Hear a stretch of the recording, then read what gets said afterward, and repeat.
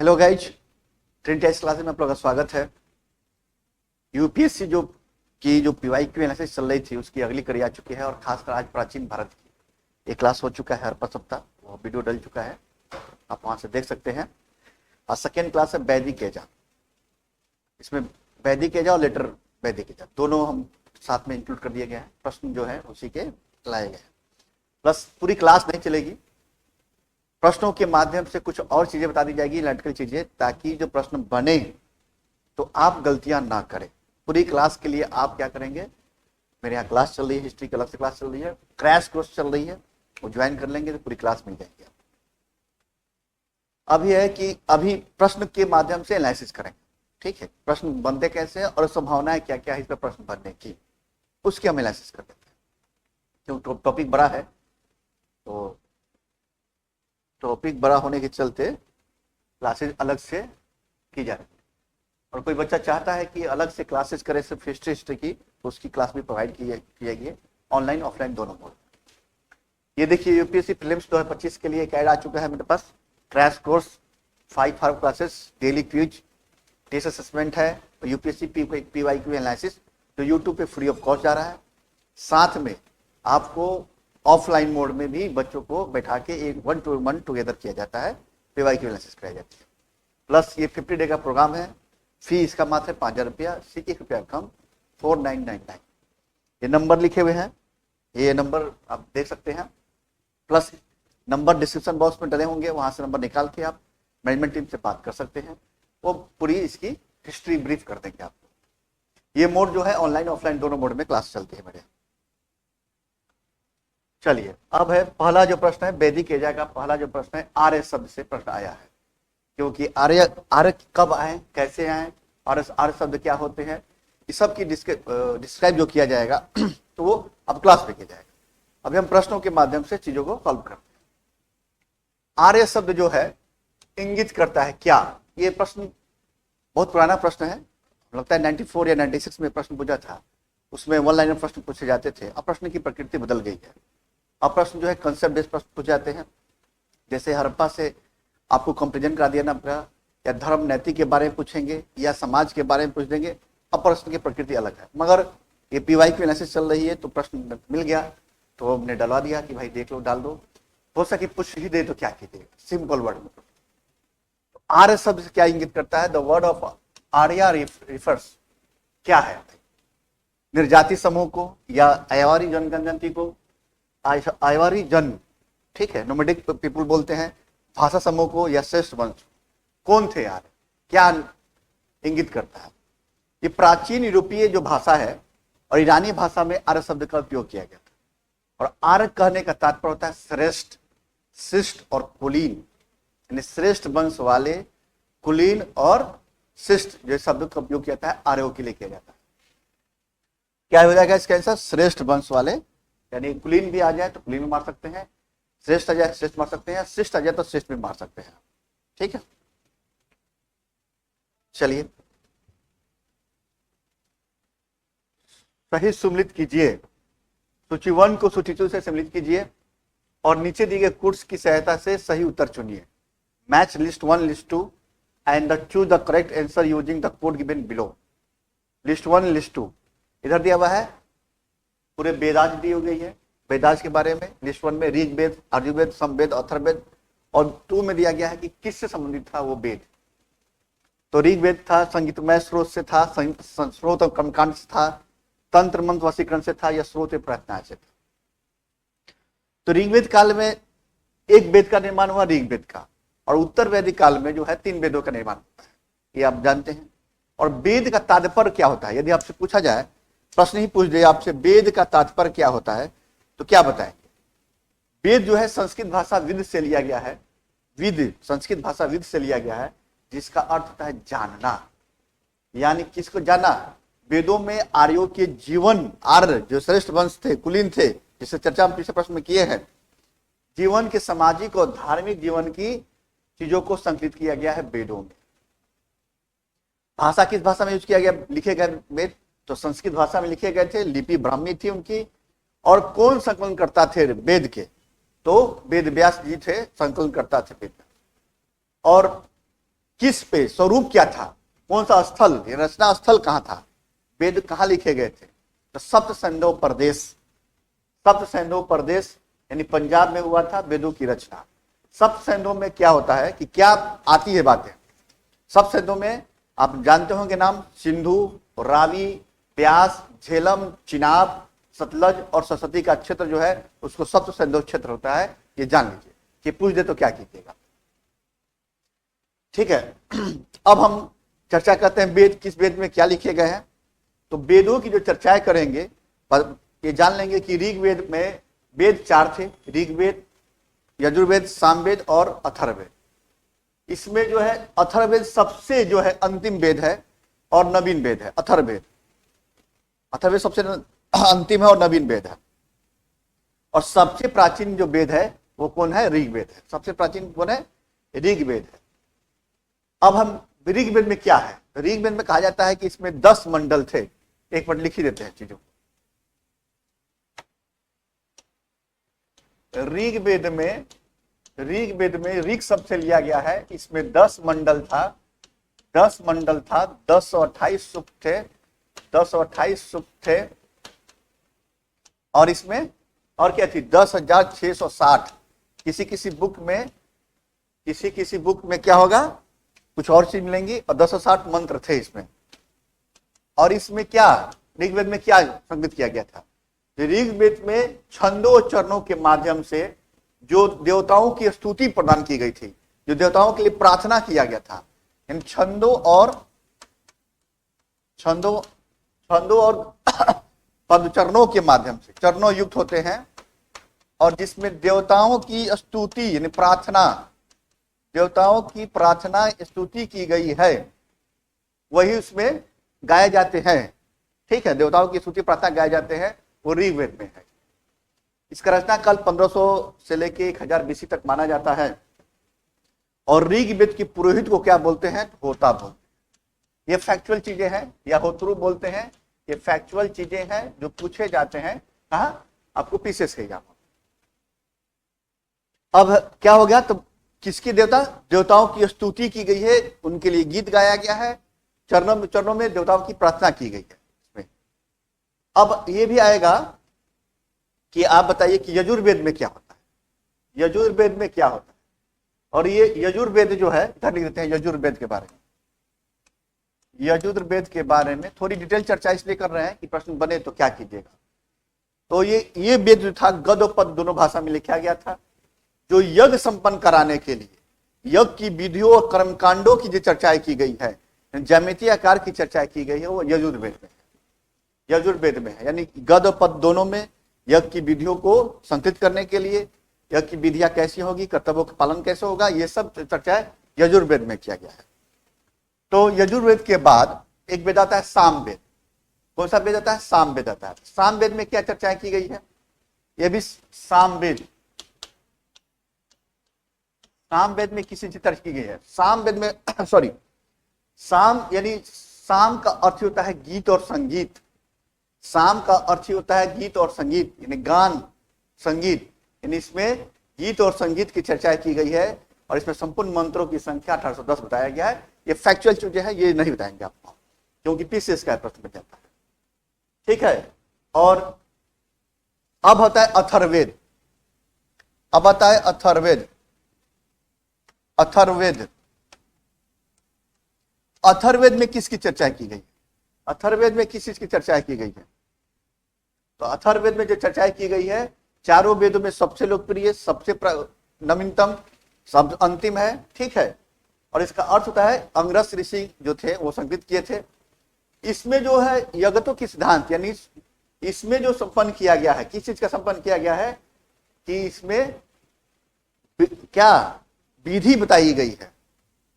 किसकी विधि बताई गई है, तो आपके किस औषधि टोटका जो बोलते हैं, जादू टोना जो बोलते हैं, टोटका बोलते हैं, उस चीज की विधियां बताई गई है। वशीकरण बताया गया है, समीकरण बताया गया है इसमें अथर्ववेद में। यानी औषधि की चर्चा, जादू टोना की चर्चा है, टोटका की चर्चा है, भूत प्रेत की चर्चा है, संयोजन की चर्चा है, यज्ञ में आई हुई बाधाओं की चर्चा है, इसमें अथर्ववेद में की जाती है। इसको अथर्ववेद का अन्य नाम भी है, श्रेष्ठ वेद भी बोलते हैं, इसको परम वेद भी बोलते हैं, लौकिक वेद भी बोलते हैं, अन्य नाम है। तो अब आते हैं हम प्रश्न पे आते हैं सीधे सीधे।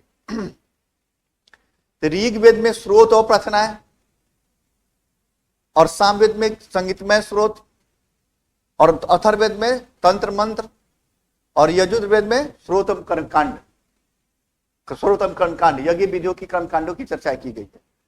तो इसका आंसर क्या हो जाएगा? ए का 4, बी का 2, सी का 1 और डी का 3। इसका आंसर हो जाएगा ए। इसका आंसर हो जाएगा ए। देखिए बच्चा क्या किया है, इसमें कोड ही गायब कर दिया है। ए बी सी डी आप लिख लीजिएगा, A B C D, A B C D, ठीक है।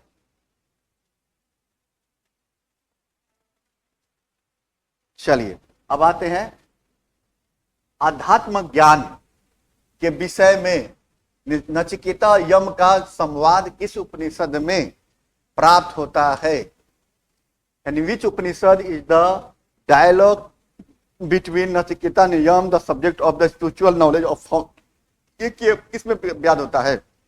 इसमें जो ऑप्शन दिया गया है सब उपनिषद का प्रश्न दिया गया है। बृहदारण्यक उपनिषद, छांदोग उपनिषद, कठोपनिषद, केन उपनिषद। तो सबसे पहले जानेंगे कि उपनिषद क्या है।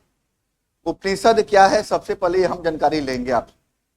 उपनिषद जो कहते हैं उपनिषद यानी समीप बैठकर, उप मैंने पास में बैठकर, का निष्ठा पूर्वक बैठकर, कहां बैठे ये लोग? गुरु के पास बैठ के जो ज्ञान की प्राप्ति किए उसको हम लोग बोलते हैं उपनिषद। यानी शिष्य जो है गुरु के समीप बैठकर, निष्ठा पूर्वक बैठकर जो ज्ञान की प्राप्ति किया, और वही उपनिषद कहलाया। ठीक है। बाकी अब देखते हैं उपनिषद की संख्या तो भाई 12 मान जाती है प्रमाणिक रूप से। ऐसे उपनिषद संख्या 108 है, प्रमाणिक रूप से 12 ही है, वो संख्या 108 है। ये पीसीएस का प्रश्न है। अब है हम एक एक उपनिषद की चर्चा कर ही देते हैं थोड़ा थोड़ा। इसमें किसकी चर्चा की गई है? बृहदारण्यक उपनिषद में किसकी चर्चाएं की गई है? किस चीज की चर्चा की गई है? तो याज्ञवल्क ऋषि और गार्गी की भी संवाद की चर्चा की गई है। याज्ञवल्क और गार्गी के बीच संवाद की चर्चा की गई। पूछेगा तो आसानी होगी। ठीक है। उसके बाद छांदोग उपनिषद में किसकी चर्चाएं की गई? छांदोग उपनिषद में किसकी चर्चाएं की गई है? तो छांदोग उपनिषद में आपको पता होना चाहिए किसकी, इसमें घोर ऋषि घोर अंगिरस की चर्चा की गई है, और देव की पुत्र कृष्ण की चर्चा किया गया है। श्री कृष्ण की चर्चा की गई है, जिसमें घोर अंगिरस की चर्चा की गई है, और ये सामवेद का उपनिषद है। ये अलग से पढ़ाएंगे हम, जब क्लास में चलेगा तो उपनिषद पूरा बताएंगे कि किसका उपनिषद कौन सा है। तो इसमें देवकी पुत्र कृष्ण की चर्चा सर्वप्रथम मिलता है, और इसके गुरु का नाम घोर अंगिरस था। इन दोनों की चर्चा इसमें मिलती है, देवकी पुत्र श्री कृष्ण की चर्चा। और कठोपनिषद में, इसी उपनिषद में यम नचिकेता संवाद, यम नचिकेता संवाद जो है कठोपनिषद में चर्चाएं मिलती है। ठीक है। तो ये उपनिषद है जो ऑप्शन में था, उसका हम चर्चाएं करते हैं। यदि आ गया तो प्रश्न क्या था?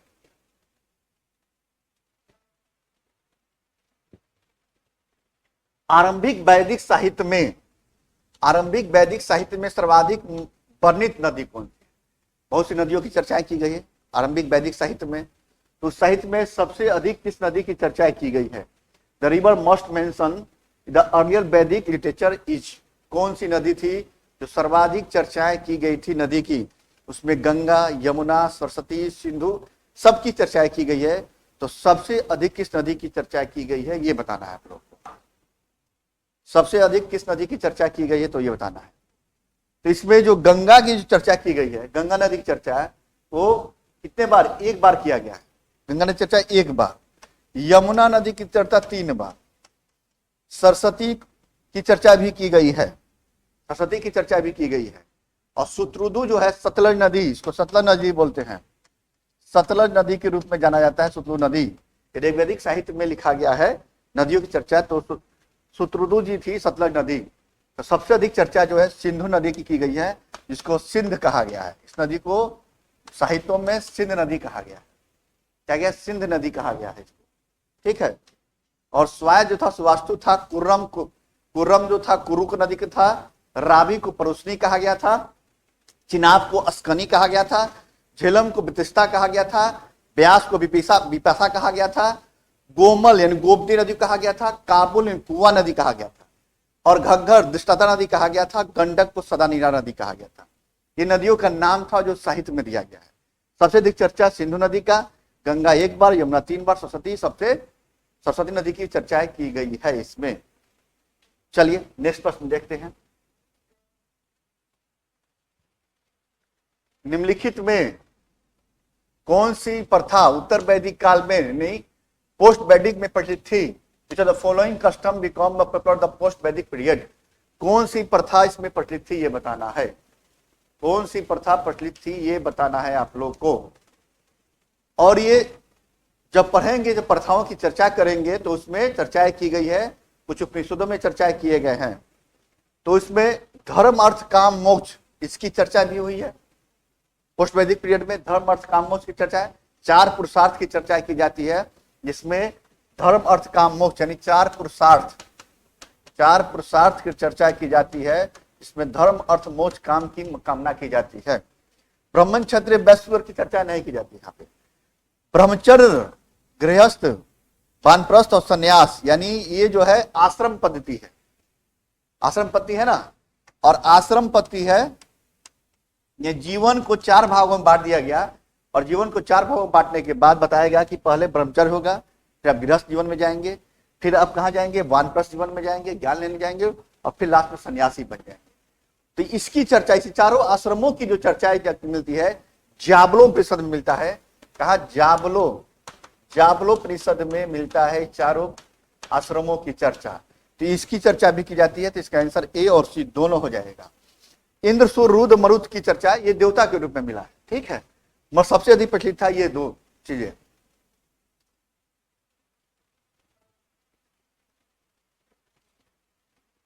देखिए ये प्रश्न जो है लेटेस्ट प्रश्न है। ये 17 का प्रश्न है शायद, हम लगता है 14-17 का प्रश्न है। अब प्रश्न इस टाइप से पूछे जाते हैं।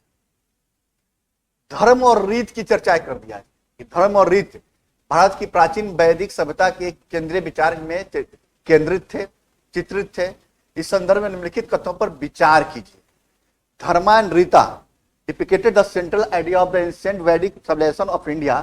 Consider the following statement in this context.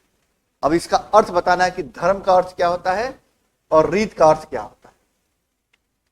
धर्म जो है व्यक्ति के दायित्वों को समझाता है और स्वयं तथा दूसरे की प्रति व्यक्तिगत कर्तव्यों को संपन्न करता है। धर्म ये कहता है ना कि आपका दायित्व क्या है, आपका कर्तव्य क्या है, आप किस चीज को फॉलो करेंगे, किस चीज को नहीं फॉलो करेंगे, कौन से नियम होंगे, कौन से कानून होंगे, और दूसरे के प्रति व्यक्तिगत कर्तव्यों का संकलन करता है धर्म। यही धर्म का परिभाषा है, सिंपल शब्द।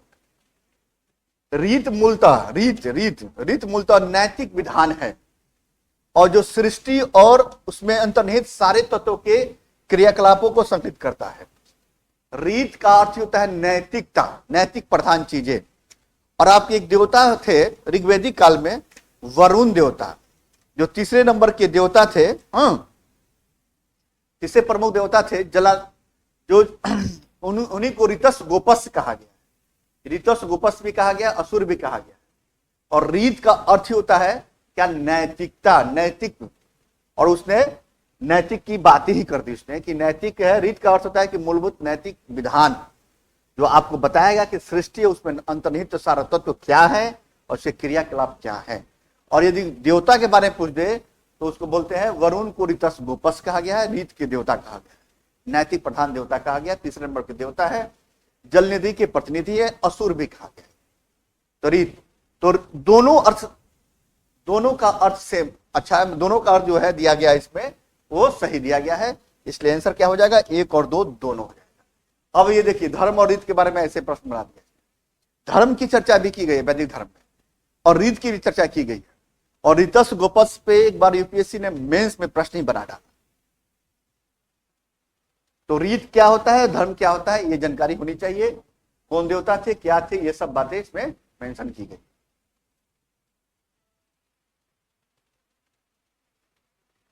निम्नलिखित में वो कौन सी वो ब्रह्मादिनी थी जिसने कुछ वेद मंत्रों की रचना की थी। ऋग्वेद में देखेंगे आप कि कुछ महिलाएं थी जो ऋग्वेद में कुछ ऋचाएं लिखी थी, उस ऋचा के बारे में पूछा है कि कौन सी वो महिला थी जो ऋग्वेद में लिखी थी। ऑप्शन देखिए इसमें, ऑप्शन देखिए क्या क्या है इसमें। लोपमुद्रा, गार्गी, लीलावती और सावित्री। लीलावती नामक तो मैथमेटिक्स की किताब था जो गुप्त काल में लिखा गया था, ठीक है। और गार्गी संवाद जस्ट बताया कि कहां, बृहदारण्यक परिषद में गार्गी संवाद हुआ, याज्ञवल्क्य और गार्गी संवाद हुआ है। अब इसमें लोपमुद्रा, लोपमुद्रा जो ऋग्वेद काल की ऋचाएं लिखने वाली कुछ महिलाएं हुई, उनका नाम है लोपमुद्रा, घोषा, मुंडा, विश्वसरा, घोषा, मुंडा और विश्वसरा। ये जो कुछ महिलाएं थी जो ऋग्वेद काल की ऋचाएं लिखी की थी, ऋग्वेद की ऋचाएं लिखी थी, ठीक है। और रांची, रांची बोलते, साची बोलते हैं, रांची बोलते हैं, तो इसका आंसर होगा लोपमुद्रा। क्या होगा इसका आंसर? लोपमुद्रा इसका आंसर हो जाएगा। चलिए आप लोग कमेंट करके बताइएगा कि ये जो थी किन की पत्नी थी। तो अगस्त ऋषि की पत्नी थी ये, ठीक है। अगस्त ऋषि की पत्नी थी, अपाला भी थी। ऋग्वेद में लोपमुद्रा, अपाला, सिक्ता, विश्वसरा, घोषा, मुंडा सबकी चर्चाएं मिलती है।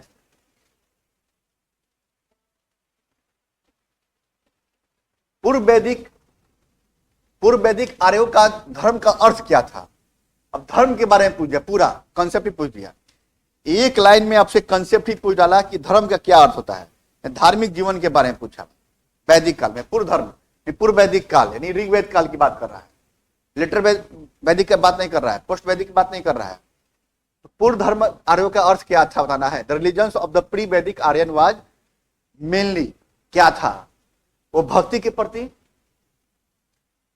डिवोशन था उनमें, या मूर्ति पूजा यज्ञ था, आइडियल वर्शिप एंड यज्ञ था, प्रकृति पूजा यज्ञ था, नेचर वर्शिप एंड यज्ञ था, या प्रकृति पूजा और भक्ति था, नेचर वर्शिप एंड डिवोशन था। क्या था इसमें? क्या था इसमें? नेचर वर्शिप एंड हाँ सी। पूर्व वैदिक काल में जब हम बात करेंगे, धार्मिक जीवन की बात करेंगे, तो लोग उसमें बहुदेवाद थे, यानी बहुत से देवताओं की पूजा होती, मगर एक पे फोकस करते थे, एक स्वाद में विश्वास करते थे। पूजा तो बहुत देवता की है, उसमें कुछ स्त्री देवता भी देवी थी और कुछ पुरुष देवता भी थे, जिसमें इंद्र की चर्चा भी होती है, वरुण की चर्चा भी होती है, ठीक हुआ। कुछ उसमें देवताओं का डिवीजन हुआ था, आकाश के देवता, अंतरिक्ष के देवता, डिफरेंट टाइप लाइफ फॉर्म। हाँ, मगर धर्म क्या था? मुक्त प्रकृति पे, प्रकृति पूजन पे विश्वास करते थे और यज्ञ भी विश्वास करते थे। इसलिए यज्ञ कर्मकांडों की चर्चा ऋग्वेद काल में की गई। देवताओं की स्तुति की बात की गई है ऋग्वेद काल में, जो ऋचाएं लिखी गई थी। देवताओं की स्तुति और यज्ञ की बात की गई है, यजुर्वेद में की गई है, ठीक है। अच्छा, इसमें है कि प्राकृतिक शक्तियों का, प्राकृतिक शक्तियां थी जिनको पूज नहीं सके, जिनसे वो डरे, उनका मानीकरण कर दिया। वैदिक आर्य में यही कंडीशन था, जिससे उनको डराव महसूस होगा, कि वो डरे कि भाई ये जो चीज है हमें घातक कर रहा है, तो उनका क्या मानीकरण कर दिया, यानी उनको देवता के रूप में पूजना शुरू कर दिया। इसलिए प्राकृतिक पूजा पर ज्यादा जोर, रिस्पेक्ट देने लगा। और यज्ञ की तो बात की है कि यज्ञ कर्मकांड की बात की गई, देवताओं की स्तुति की बात भी की गई। तो ये है नेचर्स एंड यज्ञ। डेविएशंस की बात इसमें नहीं की गई है, भक्ति की बात ही नहीं की गई है। भक्ति का कोई स्रोत ही नहीं मिला, सिर्फ प्राकृतिक पूजा। हम कहेंगे हम पूजा करेंगे, आपसे डर लगता है, हम पूजा करेंगे, ठीक है, यज्ञ करेंगे, आपके लिए यज्ञ का आह्वान करेंगे और यज्ञ करेंगे। और यज्ञ में उसमें क्या हुआ कि पशु बलि की अवधारणा जो आई, यहीं पे आई थी। इसी के अवधारणा के बाद अब वैदिक पढ़ेंगे, बौद्ध धर्म और जैन धर्म की बात करें, इसी का आलोचक के रूप में हम, क्योंकि यहाँ पे पशु बलि वैदिक, पहले तो ये शुरुआती दौर में यज्ञ में क्या होता था कि जौ उजला देते थे, मगर बाद में उसने पशु बलि पर भी अधिक जोर मारने लगे, क्योंकि कृषि और पशुपालन ही मुख्य केंद्र था इनके आर्थिक जीवन का। ग्रामीण प्रवृत्ति की जीवन थी इनकी, कृषि और पशुपालन पर केंद्रित बनाया। और पशु बध, पशु बल्द नहीं कहेंगे, उन्होंने यज्ञ में पशु बलि की अवधारणा को क्या समाहित किया, जो बाद में वो इसका हिटराइज करते हुए बौद्ध धर्म, जैन धर्म वाले उत्पत्ति हुई। हाँ वुमेन सभ्य थी, इसमें वुमेन्स थी, तो इसलिए ना सभा समिति की बातें की जाती है, जिसमें सभा समिति के लोग बैठ के महिलाओं को भी स्थान दिया जाता है। ठीक है, चलिए सत्यमेव जयते, सत्यमेव जयते शब्द कहां से लिया गया है? Where the word of the Satyameva Jayate taken from, कहां से लिया गया भाई? सत्यमेव जयते जिसकी तुलना की गई है टूटे हुए नाव से तुलना की गई है। बताइए कहां से, किस में, किस उपनिषद में की गई है सत्यमेव जयते की चर्चाएं? मनुस्मृति, मनुस्मृति किताब ही लिखा हो। मनुस्मृति तो भाई मनु ऐसे व्यक्ति थे जो भारतीय यहाँ की जीवन के बारे में किताब, कैसा जीवन होगा, क्या होगा, संस्कार होगा। भगवत गीता तो भाई अवधारणा निकल के आई, भगवत गीता वैदिक काल के बाद में अवधारणा भगवत गीता की निकल के आई। और ऋग्वेद, ऋग्वेद तो एक वेद था जिसे पूरी ऋचाएं लिखी गई थी। ठीक है, तो कहां मेंशन हुआ? तो मुंडक उपनिषद में, मुंडक उपनिषद में इसकी मेंशन किया गया, सत्यमेव जयते के मेंशन किया गया है, जिसमें सत्यमेव जयते को टूटी फूटी नौकाओं का समान कहा गया है। ठीक है, और इसी में मृत्यु से भरता, और इसमें बहुत से कंसेप्ट दिए गए थे जो नहीं पूछेगा, मेन सत्यमेव जयते पूछता है। इसमें अधिकार की रक्षा की बात की गई है, मृत्यु की उभरता की बात की गई है, ये सब नहीं पूछेगा। वेद जो था, वेद हम बताए हैं अभी, हम जस्ट अभी क्या कीजिएगा, वीडियो को पीछे आके देख लीजिएगा। ठीक है, उसमें वेद और उपनिषद दोनों की हम चर्चाएं डिफरेंस बताते हैं, वेद में क्या थे और उपनिषद में क्या थे। वेद थे एक्चुअली आर्यों के आर्थिक और सामाजिक जीवन की चर्चा पूरी की गई है वेद में। उपनिषद में ये थे कि जो शिष्य थे गुरु के समीप बैठकर जो निष्ठापूर्वक जो बातें सुने उन्होंने लिख डाला उपनिषद में, गुरु के समीप बैठकर निष्ठापूर्वक उपनिषद में लिखा कि हाँ ये हमारी ये जीवन थी, ये कथाएं थी, ये कहानियां थी, ये सब लिखा। और वेद में कहा कि भाई वेद में मेंशन किया गया है धार्मिक सामाजिक जीवन की और आर्थिक जीवन की चर्चाएं की गई है, पूरी आर्यों की चर्चाएं। इसीलिए सत्यमेव जयते का मतलब बताइए, चलिए कमेंट करके सब बच्चे बताएंगे सत्यमेव जयते का अर्थ, और क्लास के बाद में बताऊंगा आपको स्पेशल सत्यमेव जयते का अर्थ।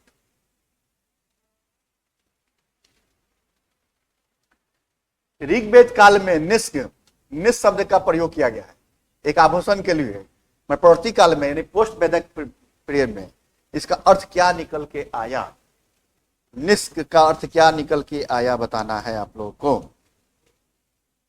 बताइए, पहले इसका निष्क का अर्थ होता है सोने का आभूषण।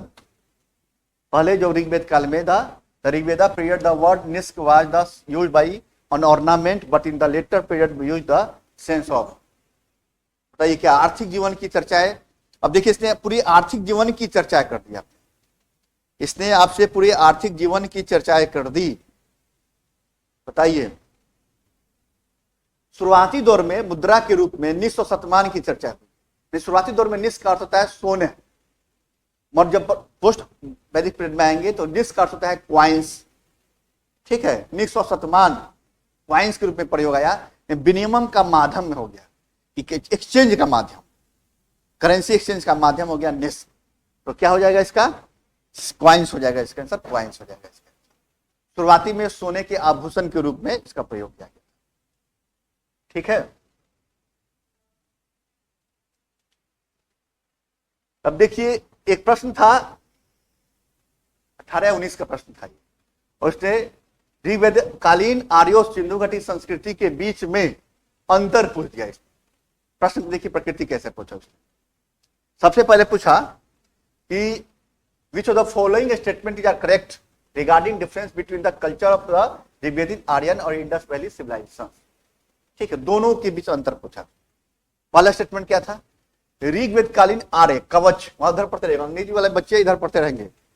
ऋग्वेदी Aryan use by armour and helmets की बात की है, का उपयोग करते रहे, जबकि सिंधु घाटी सप्ताह के लोगों में इसका उपयोग कोई साक्ष्य नहीं मिलता है।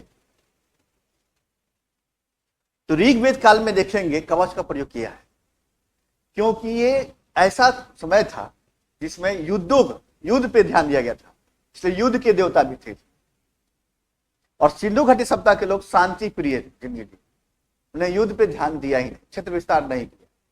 इसी में 5 जन आएंगे, याद होगा आपको, वैदिक पढ़ाया जाएगा तो 5 जो जन थे, 5 जन से लड़े थे, याद है ना। 5 आर्य जनजाति अनार्य जनजाति से लड़ती है और युद्धों के देवता थे। घोड़ों का उपयोग किए इन्होंने युद्ध के रूप में, और इन्हें जब युद्ध करने जाएंगे तो भाई कवच भी पहनेंगे, शस्त्र धारण करेंगे। हेलमेट मतलब कहने का तो क्या हो, जो टोपा पहनते थे, आप देखेंगे मूवियों में दिखाई दे होगा, टोपा पहनते थे, कवच पहनते थे, उसी की बात ये कर रहा है। जब युद्ध करेंगे, घोर युद्ध के देवता थे, इंद्र को युद्ध का देवता माना, हॉर्स का प्रयोग किया गया युद्ध के रूप में, तो युद्ध हुआ होगा तो शस्त्र भाई क्या होगा, शस्त्र जो था कि कवच का प्रयोग किया गया होगा। मगर सिंधु घाटी सप्ताह के लोग जो थे वो शांति प्रिय लोग थे, सिर्फ और सिर्फ क्या अपना जीवन यापन चलाना की कोशिश किए थे। नगरीय सभ्यता थी, जबकि ग्रामीण सभ्यता थी। अब ग्रामीण में एक अवधारणा होती है लड़ाई करने की। अभी भी देखिए ग्रामीण क्षेत्र में सबसे अधिक लड़ाई ग्रामीण क्षेत्र में होती है आपस में। पहला स्टेटमेंट इसका सही है। दूसरा स्टेटमेंट है ऋग्वेद कालीन आर्यों को स्वर्ण, चांदी और ताम्र का ज्ञान था। ऋग्वेद कालीन आर्यों को क्या क्या ज्ञान था, सोना, कांसा और तांबा का ज्ञान था, जबकि सिंधु घाटी लोगों को केवल ताम्र और लौह का ज्ञान था। क्या सही है? ऋग्वेद काल के लोगों को सोना, चांदी और ताम्र का ज्ञान था, जबकि सिंधु घाटी सभ्यता लोगों को ताम्र का ज्ञान तो था, लोहे का ज्ञान नहीं था। यहां कांसा का ज्ञान था, लोहे का ज्ञान इन लोगों को नहीं था। तो स्टेटमेंट गलत हो जाता है। ऋग्वेद कालीन आर्यों ने घोड़े को पालतू बनाया था युद्ध करने के लिए, और जबकि इस बात का कोई साक्ष्य नहीं मिलता। साक्ष्य तो मिलता है नहीं भाई, कहीं मेंशन नहीं किया गया। मगर ये अवधारणा आई कि भाई जब युद्ध करेंगे घोड़े का उपयोग करेंगे, जबकि सिंधु घाटी लोग इसे पशु को जानते थे। कैसे साक्ष्य नहीं, जब घोड़ा को पालतू बनाया तो घोड़े का भाई उल्लेख भी तो किया, वेदों में उल्लेख भी तो किया, उपनिषद में उल्लेख भी तो किया कि भाई हम कौन सी जनजाति है, आर्यवर जनजाति के रूप में लोग आए थे और विस्तार कर रहे थे, आर्य विस्तार कर रहे थे। तो वैदिक काल में युद्ध करना तय था, घोड़े के साक्ष्य मिलते हैं भाई।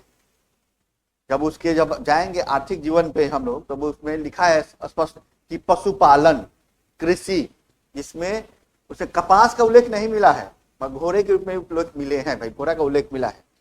और सिंधु घाटी के लोग पशु को जानते थे क्योंकि उसमें हॉर्स का जो है साक्ष्य मिला है बहुत जगह से, सुरकोंडा से साक्ष्य मिला है, अस्थि पंजर के साक्ष्य मिले हैं। मगर ये स्टेटमेंट गलत इसलिए है कि कहा कि पालतू बनाते थे, मगर साक्ष्य नहीं मिला है, साक्ष्य मिला है। ठीक है, बहुत सी चीजों में इसका मेंशन किया गया है। तो क्या हो जाएगा, इसका आंसर सिर्फ एक हो जाएगा, केवल एक हो जाएगा, क्योंकि सिंधु घाटी के लोग तांबा और कांसा का दोनों का ज्ञान था, लोहे का ज्ञान नहीं।